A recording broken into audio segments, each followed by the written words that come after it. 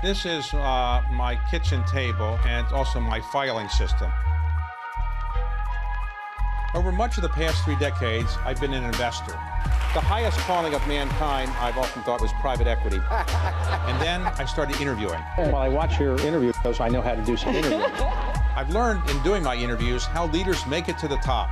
I asked him how much he wanted. He said $250. I said, fine. I didn't negotiate with him, and I did no due diligence. I have something I'd like to sell, and how they stay there. You don't feel inadequate now because being only the second wealthiest man in the world, is that right? One of the most influential investors in the world is Yasir Al-Rumayyan. He's the head of the PIF fund, the Saudi Sovereign Wealth Fund, and also the head of Saudi Aramco. I had a chance recently to sit down with him to talk about how he looks at the investment world and how he looks at the opportunities to invest in Saudi Arabia. I was home all day yesterday preparing for this interview, and I assumed you were preparing for it, and then I watched television and I saw President Trump and you at the tennis matches. So you weren't preparing for this interview so much as I was, right? It was, I think, part of the preparation. Okay. So for those people that aren't familiar with the PIF, when was the PIF really started, in the fund? When was it started? It started when I was 1 year old, 1971. And it did so many great developmental projects in the Kingdom of Saudi Arabia. When the Crown Prince became the chairman of the board of PIF back in 2015, and there was a good reason for him to say, I want to be the chairman, because he saw the potential and he saw what a sovereign wealth fund like PIF can do to the economy of the Kingdom of Saudi Arabia. What PIF have accomplished up to 2015 was good. It wasn't great. The strategy that we discussed at the board level for about 6 months or so was so ambitious and wanted to put PIF and the Kingdom of Saudi Arabia on the map of the world when it comes to economic development and investments. So I'll just give an example. Up to 2015, from 1971, our average IRR was less than 2%. Once we started with the new strategy, and up to date, on average, we're making about 7.2%. Now, in the coming 2 months or so, we will set the new strategy for PIF, which is a continuation from the original one, until 2030, and from 2030 all the way to 2040 and beyond. Okay, so is it public what the size is of the PIF now, what the assets under management is? I didn't check the Wall Street today and the Dow, but it's, roughly? It's 925, 930. At some stage, it was like the 945. Our target for the end of the year is 1,075 billion. All right, so that's the biggest sovereign wealth fund in the world, I assume. We will be the biggest sovereign wealth fund. Our targets by 2030 is to be at least 2 trillion, and there's a good chance for us to be $3 trillion. Okay, so no pressure on you, right? So today, how big a team do you have to invest this money? You've got $945 billion under management, so you must have a pretty big team. Is it a team of all Saudis? Is the office only in Riyadh? Where are the people, and how many people do you have? Yeah, so when back in 2015 we had about 30 people, and a very small office. Today we have our main office in Riyadh. We have 2,964 people working at the PIF today. So that's a huge growth, multiple from where we were back in 2015. We have offices internationally. The first office was in New York City, Then we opened the second one in London, then Hong Kong, then Paris, Beijing, and we're opening regional offices in Cairo, in Amman, Jordan, and Manama, Bahrain, and also in Muscat, Oman. How about Washington, D.C.? It's we're always here. I mean, we have some of our subsidiaries like Sanabel. They have an office in San Francisco, so they're closer to the VC and technology kind of investments. Okay, so when you were running a fund with $945 billion, you must be very popular, right? I mean, people, you must, can you ever go to a restaurant or a dinner or any place and people don't say, I've got the greatest investment idea of all time? That's the story of my life. Right, okay. And so how many of them turn out to be great ideas? I mean, we have a really good filtration process. We have a lot of teams that work in different things. And we're more proactive rather than reactive. So in our 5-year strategy, usually we put, and by the way, we left a card for our current strategy, which started from January 2021, and it should take us to the end of 2025.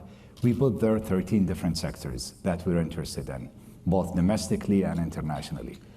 So that's the first filtration. Then we go to the idea itself. Does it make sense to us? Is it a brownfield, greenfield? Is it a financial asset? Because remember, we do too many things, and we don't look into only one kind of assets. We look at different asset classes. So for people who wonder how you get to be the head of a sovereign wealth fund of $945 billion, what were you doing before you had this position? So back in 2015, it was $150 billion. So the amount of growth that we had was really unprecedented. And it wasn't only performance, of course. It was a transfer of assets, transfer of cash, and also our own performance and the debt raising that we have. So I used to be a CEO of an investment bank called Saudi Aramco Capital. So we were doing like 40% of all investment banking activities in the Middle East. I started there in 2010 till 2015. And before that, I worked for the government at the Capital Market Authority, which is the equivalent of the SEC. And before that, I worked as a stockbroker in the global markets for about 8 years. And before that, which is the very important part of my career, was internal audit and external audit. So I remember back in my 20s, which was 2 years ago, I started in the internal audit. So I went from the mailroom to the risk department, to the treasury, to the corporate banking, to the branches, counting money, everything. So I had a really great understanding of how banks and operations work. And so you're a native of Saudi Arabia. Yes. And you went to King Faisal University. Okay. And what did you study there? I studied accounting. And then I had the Saudi organization certified public accountant. When the Crown Prince asked you to head up the fund, how did you know the Crown Prince very well before? Or? Oh, no. It was the first time I met him when I got the call, and I say, okay, I'll go there. And I remember, he said, and it wasn't an interview, actually. He was like, I want you to do this, 1, 2, 3. And it wasn't for the Sovereign Wealth Fund. It wasn't for BIF. Actually, it was for the so-called Decision Support Center at the Royal Court. And the idea that he's a great visionary. And none of the things that we're seeing right now in Saudi would have happened without a visionary and a leader like the Crown Prince. The way he's looking at things, it's not based only on opinion. He said most of the governments, especially the Saudi government back then, used to make their decisions based on different advisors and based on opinions.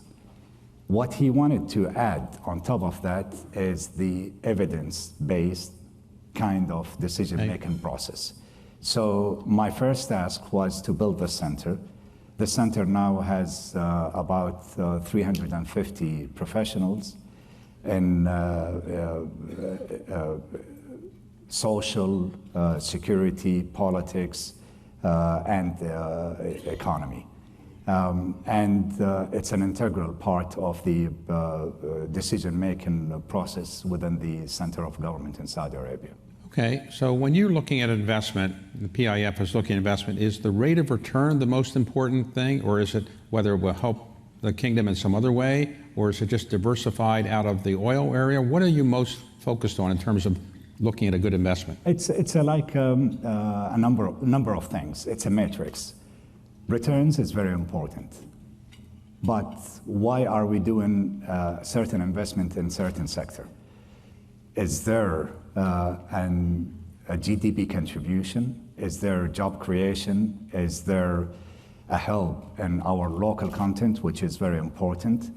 How can we diversify from oil? I'll just give an example. Back in 2015, the Saudi GDP was about 90% based on oil. Today, it's 53% based on non-oil GDP, which is a great growth. Today, the Saudi economy is about 1.1 trillion, grew from about less than 600 billion back in 2016. This growth is coming mainly from the non-oil GDP. So the way we look at investments is to tick all these boxes that I mentioned earlier, and at the same time, it has to be lucrative. Now, all of our asset classes, like financial assets, will be the easiest thing to pick, right? Going to public markets or debt capital market and pick these investments will be the easiest thing. You know, the financial returns are coming with certain high degree of certainty. But what is the impact? What is the, are you an impactful investor? And that's part of our vision and mission within PIF, to be an impactful investor. And what's the definition of that? It's to make money, of course, to help in the prosperity and achieve in the Vision 2030's major KPIs, and to develop the country. Saudi Arabia had so many gaps in many things prior to 2015, and what we wanted to do is basically bridge these gaps. Okay, so right now Saudi Arabia has roughly 250 billion barrels of oil reserves, proven, probably there's more. So it's one of the largest, if not close to the largest in the world. Why not just make your economy just completely oil-based for the next 20, 30, 40 years, not worry about the future generations, because in our lifetimes you have enough oil money to just live off the oil money. Why are you diversifying? If you remember, like if you look into history, Portugal was at some stage one of the richest countries in the world with all the gold that they have from everywhere in the world. And that's like a disease. And that's what the Crown Prince always talk about. We have the oil disease. We cannot live only on oil, because this will make you more dormant, less active, because you know that there is always an oil coming out of the ground, and you'll sell it. That's one. Two, we have growth in population. So no matter how big is your oil, you need to find new jobs for new people coming in. Today, 75% of Saudis are under the age of 35.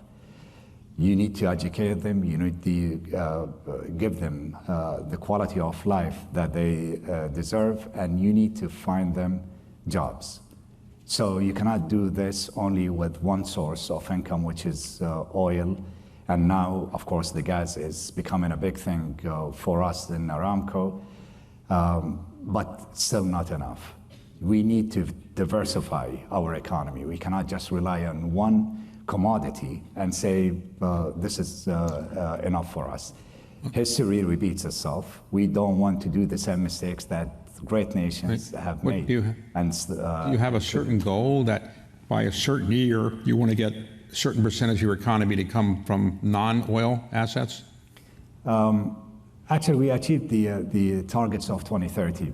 Now, as I said, 53% is coming from non-oil, but that will never stop us because, remember, we want to grow fossil fuel, oil and gas, and at the same time, you have to grow the other non-oil kind of GDP. Now, for most people, being the chairman of PIF would be a full-time job, but you're also the chairman of Saudi Aramco.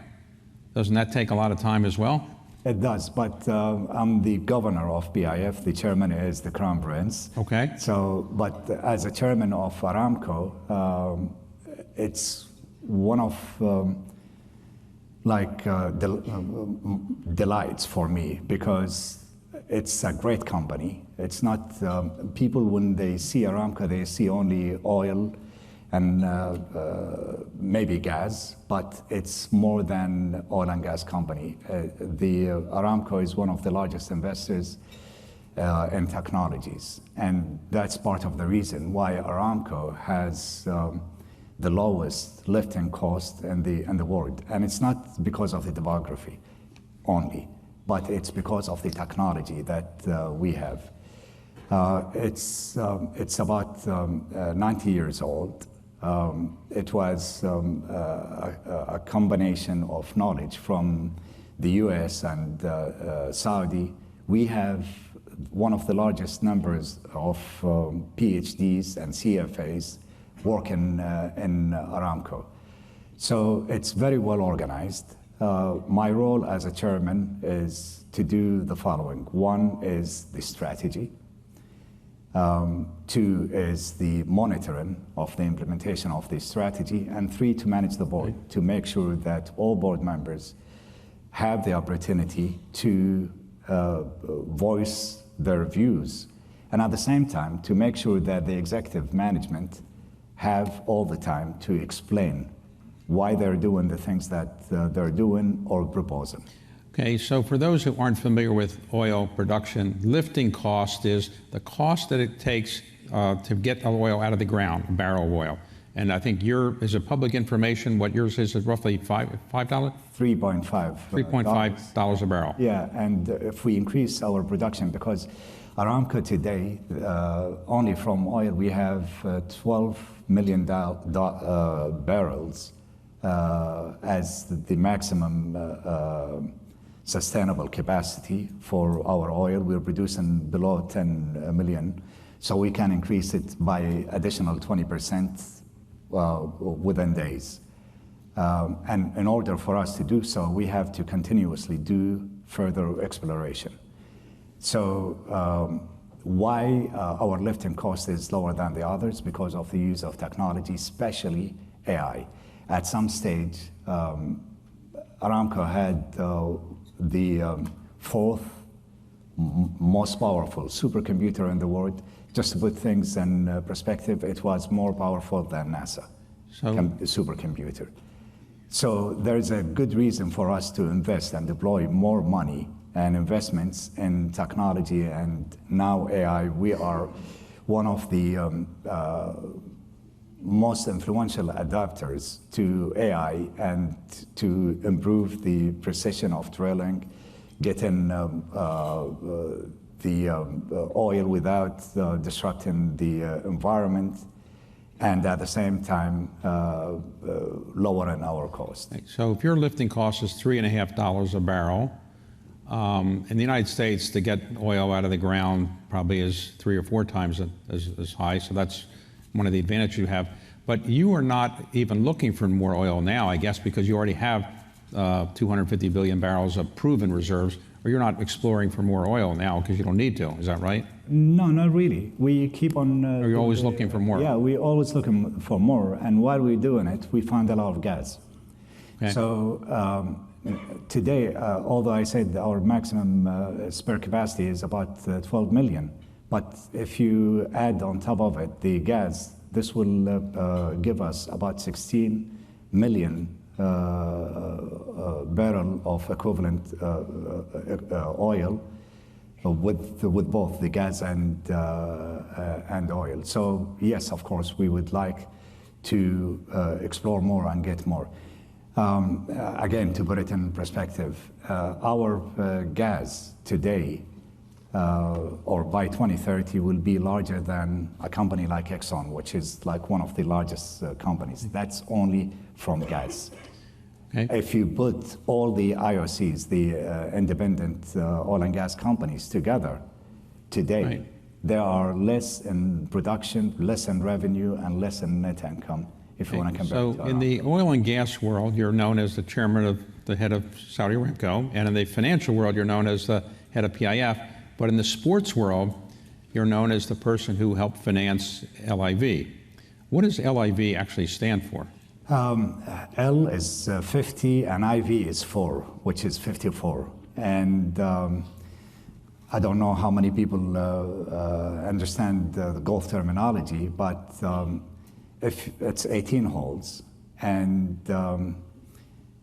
the perfect score theoretically is 54 strokes. So that's why we said we want to get golf to the next level, which is 54 strokes.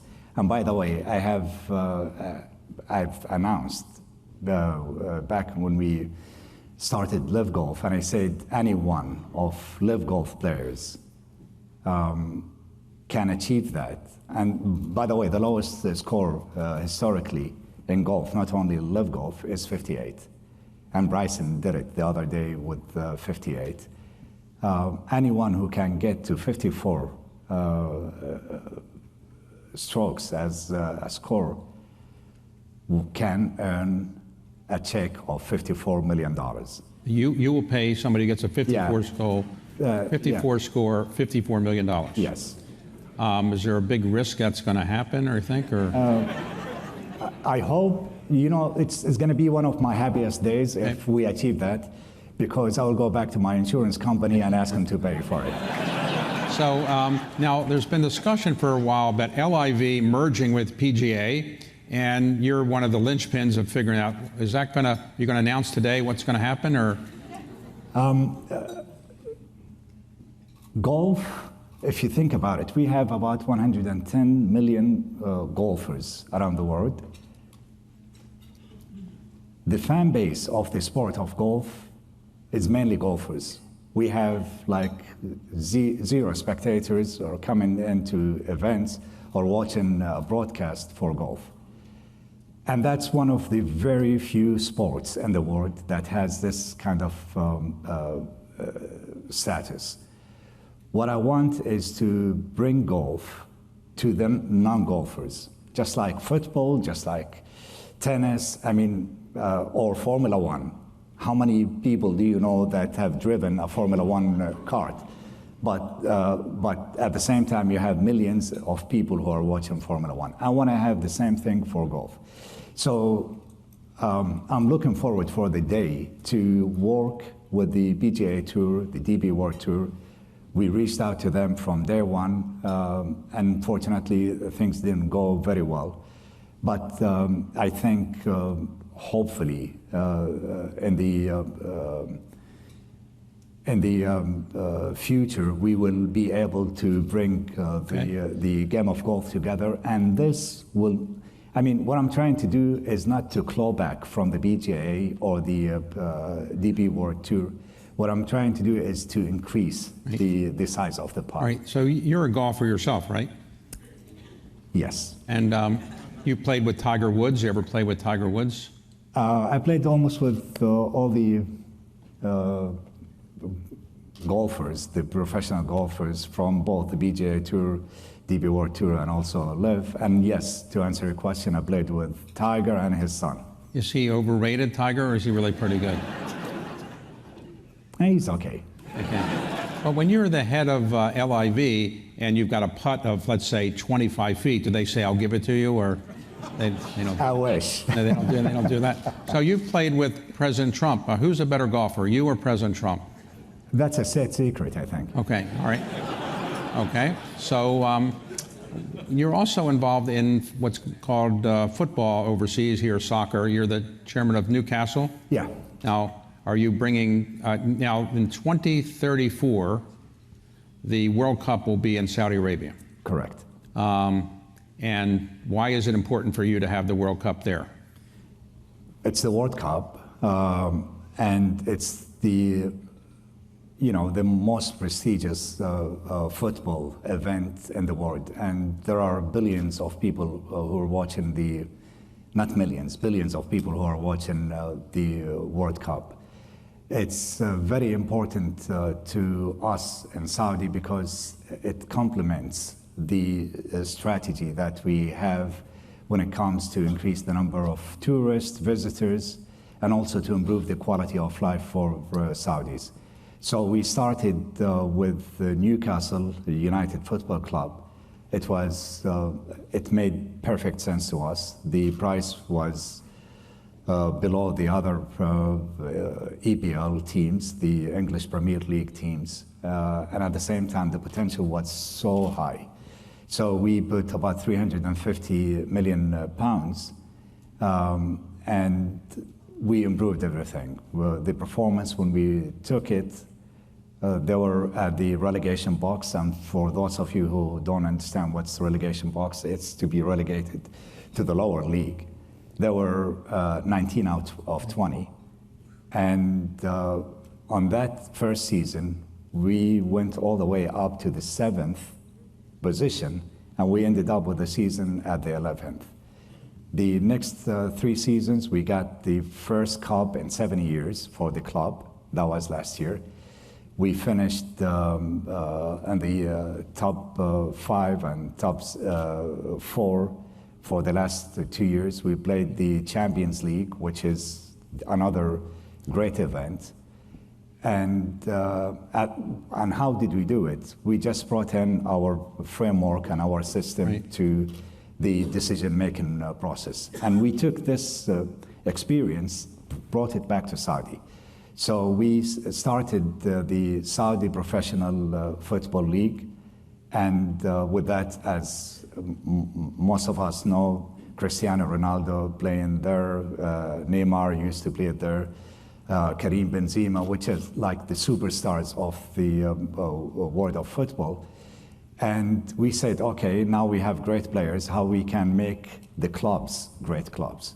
So we're bringing in the same experience that we have had in Newcastle United Football Club to Saudi, to Al Hilal, to Al Nasser, to Al Ittihad and Al Ahli, and the other clubs that we own indirectly through Aramco, through NEOM, through Qiddiya. So now the Saudi Football League is ranked like on the top 4 leagues in the world.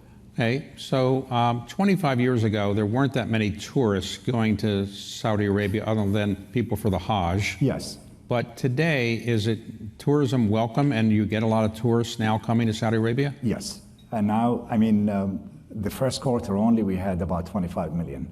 Our targets is to, I mean, in the Vision 2030, we said we want to get 100 million in 2030. We achieved that last year.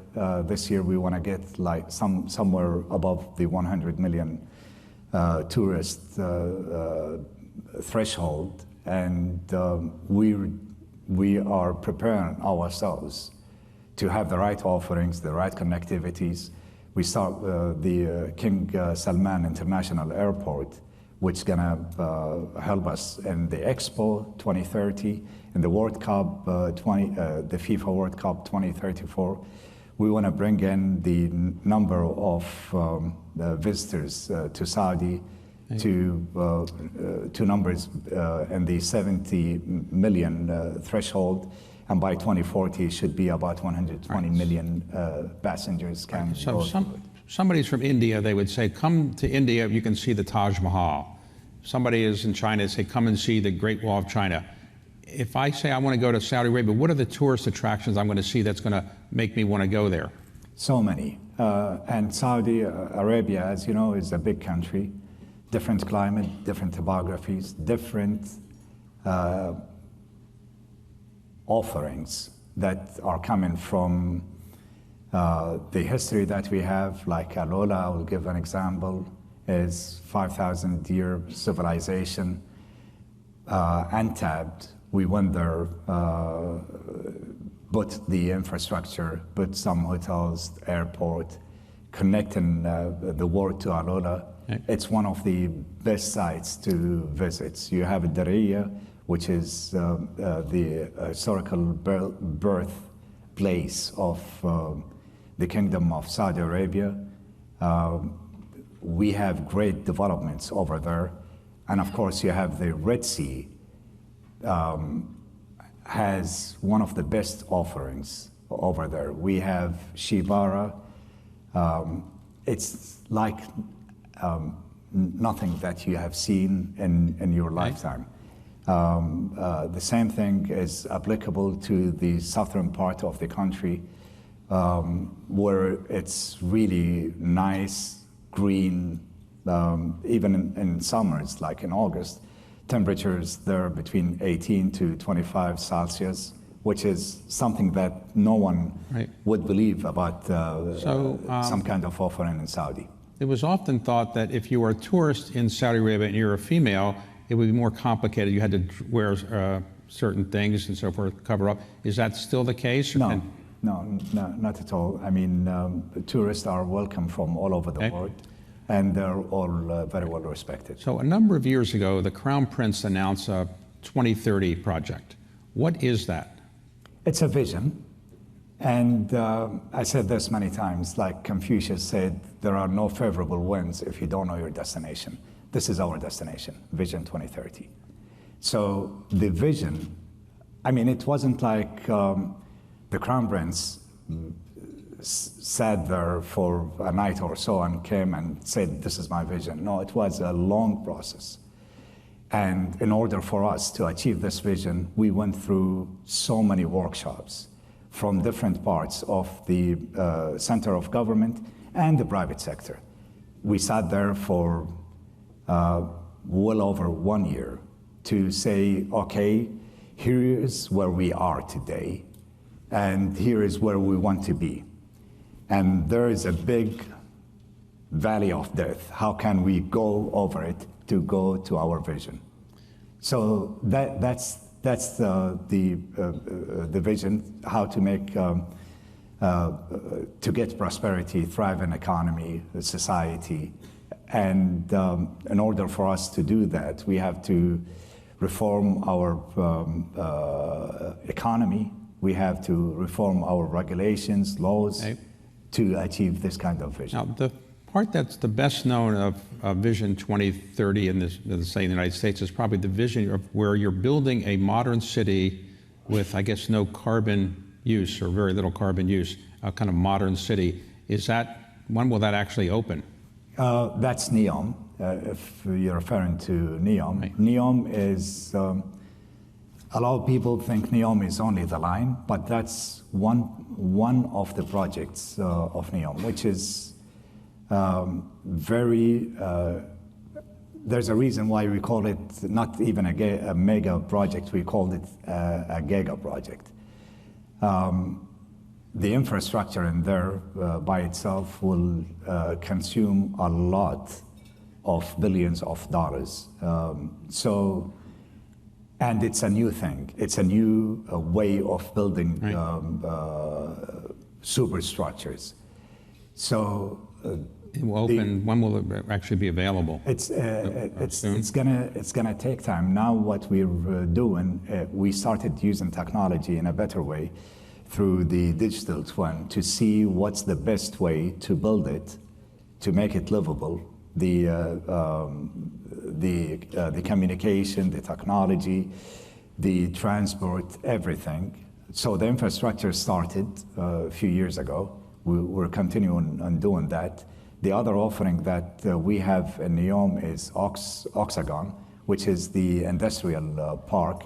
This is ongoing. We have so many companies from the west, the east, from Saudi already there. And we have the largest green hydrogen project in the world there to basically power the whole development of NEOM. On top of it, we have the ski slopes, which is the Trojena project with all the offerings over there. It snows in Saudi Arabia, believe it or not, for about a month in certain parts. And we're looking for new technologies, how to preserve this snow and how to manufacture snow. So let's suppose I say, I've never been to the Middle East, but I want to go for 2 or 3 days. But I can't decide, should I go to Abu Dhabi, Dubai, Kuwait, Qatar, or Saudi Arabia? Why should I go to Saudi Arabia over the others? What's Saudi Arabia got that should attract me to go there? Only 2 days, I think you can visit a few malls in Riyadh, and that's about it. You need more time to explore what's going on, and you need a program, because as I said, Saudi Arabia is a big country, so many different offerings. I think what we are doing in Saudi is complementing to whatever offerings that you mentioned in the past. It's Middle East or the GCC should be a destination, and this destination, like if you go to the Mediterranean, you go to the Mediterranean. You don't go to only south of France or Italy or to Greece or to Spain. So it's better to have more offerings, and it's not a competition. It's to complement the different offerings. Right. Back to the PIF. Historically, when people hear somebody has a lot of money, you get a lot of people coming to get some of that money. I'm sure you've met every investment professional in the Western world and the Eastern world. Is there anybody you haven't met who hasn't asked you for money in the last 10 or 5 years or so? Last 10, 15 minutes, you mean? No. So, okay, so everybody's asking for money, but now I thought that what you're trying to do is not give so much money out to people to invest in the United States as much, but you want to have people invest back in the kingdom. Can you explain why you want people to do that? Yeah, so as I said, historically speaking, PIF used to deploy about 89% or 97% of our capital within the kingdom. Then back in 2015, we set the strategy to diversify the economy. We said we want to go all the way to 80% internationally and 20% domestically. But that doesn't mean we're selling some of the assets in Saudi, but all the new deployment should be international. Then in 2021, we said we want to continue on the building up the economy of Saudi Arabia.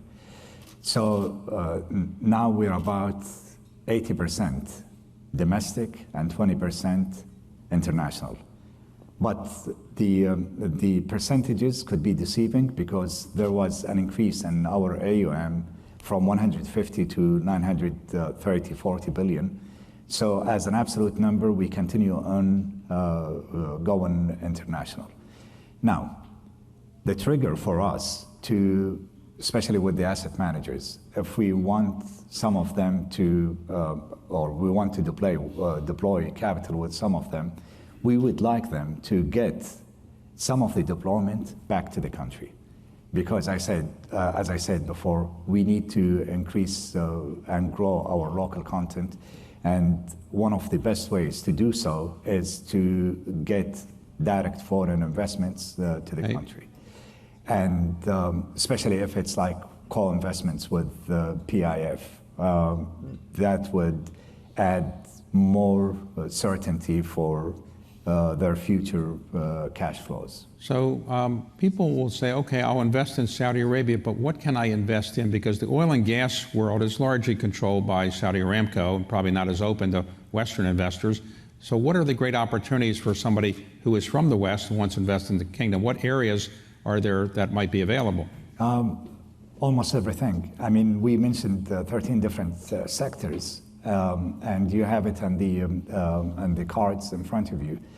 All the sectors that we have, it could be anywhere from logistics, infrastructure, technology, and in technology you have inference, AI, chips, chipsets, renewable energy, transportation. We have, invested in Lucid, and Lucid now have their own manufacturing facility and plant in King Abdullah Economic City, north of Jeddah.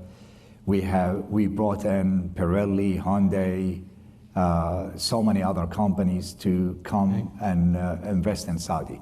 Not only that, we are doing a lot of procurement, and everything, from airplanes, Boeing, Airbus.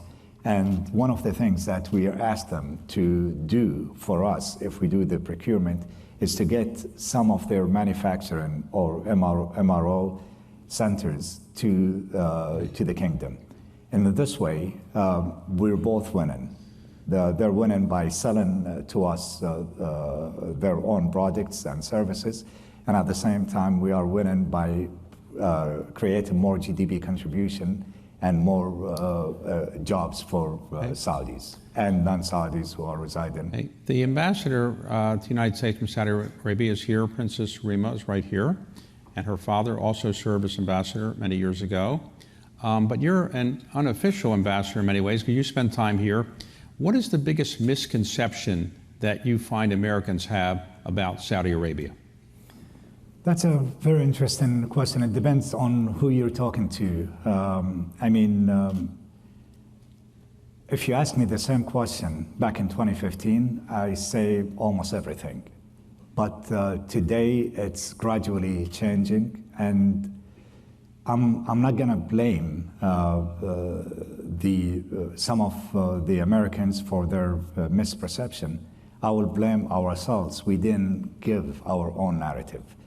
So we need to be more in here, and I know Princess Rima and the Foreign Affairs Ministry doing great things, but we can complement it with what the investment community and the economic community and the financial community can do to basically give our own narrative. I don't want everyone to only rely on news agencies to know what's in Saudi.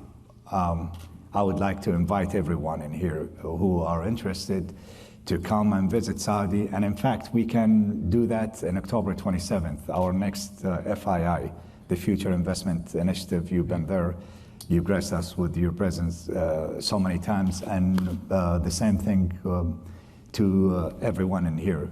Come and see what's going on. Really, only great things. I think the transformation that we are witnessing right now in Saudi is second to none. People think that what China did back in the 80s, 90s, and early 2000s is one of the greatest transformation. I think Saudi, what we're doing right now, could be greater.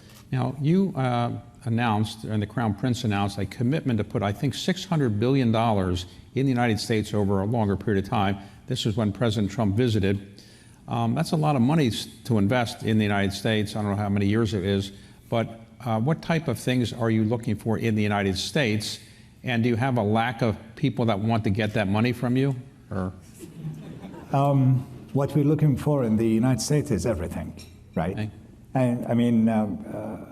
Saudi Arabia and the United States were allies since the 30s, when the first Standard Oil company came to Saudi, and then with President Roosevelt when he came to the Red Sea, and the founding king Abdulaziz met him. So we've been working together since the 30s. And I think our partnership will continue for many, many decades to go. The 600 billion figure looks like a big figure, but I think it is not, because Saudi is a big economy and the United States of America is the largest, the greatest economy in the face of the earth. So I think what we can do is just to continue in our partnership. We're working on the details of the 600 billion within the center of government in Saudi and with the private sector to see how we can achieve it. So it's very much doable. Since you've been doing this, what is the investment you've made that you're most proud of? Is there one investment you're most proud of? I mean, I think you went into Uber at a very low price and some other things, but is there one investment you say, this is the best thing you did? It's so many. I mean, again, the way we deploy investments or capital, it's not only for the financial returns. One of these boxes, I think Jazeen, which is a coffee investment. It's such a small thing. No one knows that the birthplace of coffee of the world is Saudi Arabia. Everyone knows mocha coffee. Mocha is a port in Yemen. It's a port, so they cannot grow coffee. The coffee was planted in Jazan, which is part of Saudi, and the closest port to it is Mocha. So everything was going to the world, was going through Saudi Arabia. The Saudi coffee is one of the most premium coffees in the world. No one knew about this, not even us as Saudis. So we're now looking at things that should make us proud of our heritage, of our history, even if it's so small, such as a coffee company. Camel milk, for instance, my favorite now. I didn't drink camel milk ever in my life, although we have so many camels in Saudi. Dates, now we're doing humane, which is AI, the opposite to whatever history that we have. We're making new history with companies such as Humane, Aqua Power, and the renewable energy. We have targets of having 50% of our energy from renewable, believe it or not, in 2030. How we can do that? We have 70% of the renewable energy mandate is at us, at the BIF. So many companies, it's like asking me who's your favorite child. Of course, even if you have a favorite, you cannot announce it. Okay. So a final question for you, you have been also interested in health and longevity, and that's been something that many people in the kingdom are concerned with. And you have, as I observed, lost some weight since I saw you last. What is the secret to losing weight other than not eating that much, I guess? But are you exercising more? Are you taking any medications? Or what is your secret to losing weight? Actually, it's not a secret, not eating. That's all. Not eating. Intermittent fasting, I do intermittent fasting. Yeah, so I do minimum of 16 to 18 hours of not eating. I noticed you didn't eat any lunch today. No, I didn't, because I didn't make my 16-year hours. So intermittent fasting you highly recommend. Oh yeah, it's not about losing weight only. It's good for your body. It's after 12 hours, a lot of things good things will happen to your body. It will attack the fat cells, attack all the, potential diseases that you will have, attack even the cancerous cells. So it's a really good thing. And, as part of our faith, we do fasting for 1 month a year. So, and usually it's 12 hours. And before I was like, yeah, that's too long.